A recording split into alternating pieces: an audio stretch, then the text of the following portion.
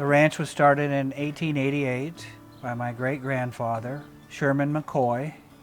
He came out from central Iowa, took the train as far as it would go, and then walked the last 25 miles. And this is the place that he came to.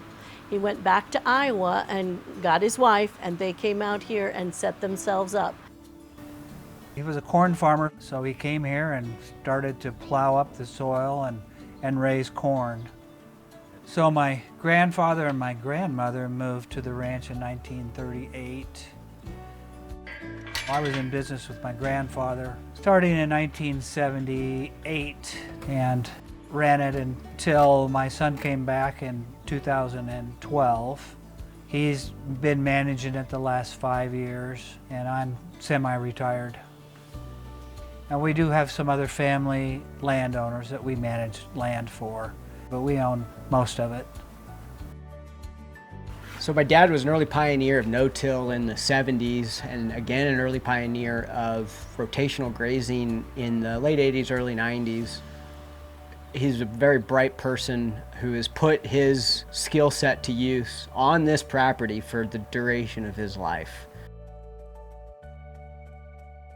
The ranch is 80% sandhills, typical sandhills pasture, mixed grass. We do have some heavier ground that we do farm.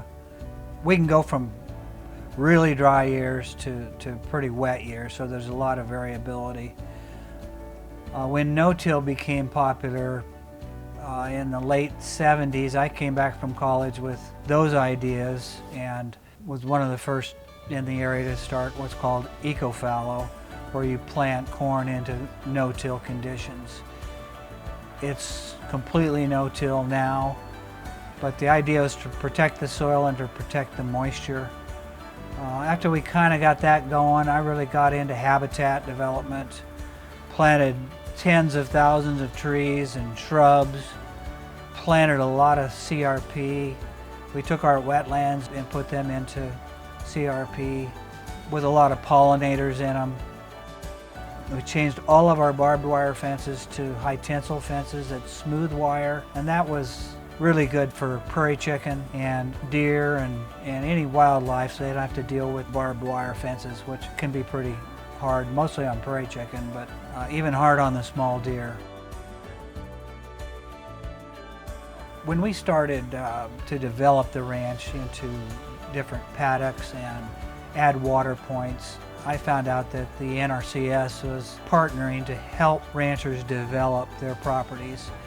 And so I was one of the first in our area to really take advantage of the programs they had, that they would cost share with us on the pipelines and the fences and windbreaks and the tree plantings that we did.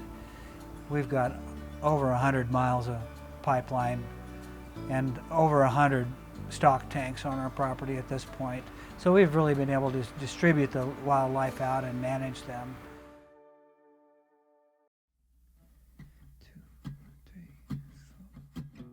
You'll never impress anyone with a shovel on this ecosystem. You can get some good penetration in the soil and it can look good, but at the end of the day, we are sand farmers and it's a different category, but we know we're resilient. We know what we're doing.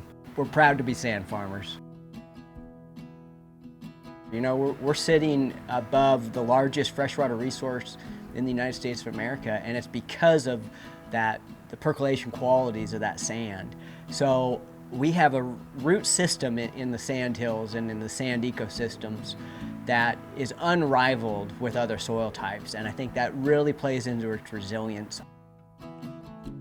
Tall sandhills bunch grasses are tough group of plants. You need to build into them their resilience, and to do that you need to rest them.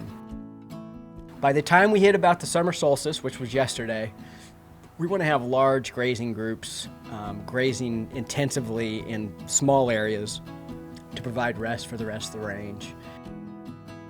And my dad taught me, you know, balance is the key, balance is the program.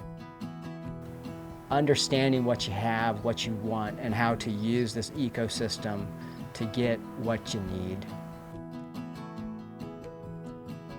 Winning the Leopold Award, I think it was well deserved, in particular for my father, who really was a pioneer in some of these systems thinkings that we're talking about, like no-till and rotational grazing. We found out that Logan had received the Leopold Award, and we were especially excited because he has put in a lot of time. He actually has the future of the ranch in mind. I'm just so incredibly impressed and proud of the work, especially that Jeff did, and to pave the way for us to get to this point. When I think about the future of Wineglass Ranch and the future generations that will take over, it's hard not to think about the generations that got us here and their tradition of, number one, family first, and then number two, if it's wild and crazy but it's a good idea and it's maybe different and people disagree with it, just go ahead and try it. And I think holding on to those two really huge values that have gone on from the beginning in our family is what is going to make an impact on our planet and for all of future generations that will take over the ranch.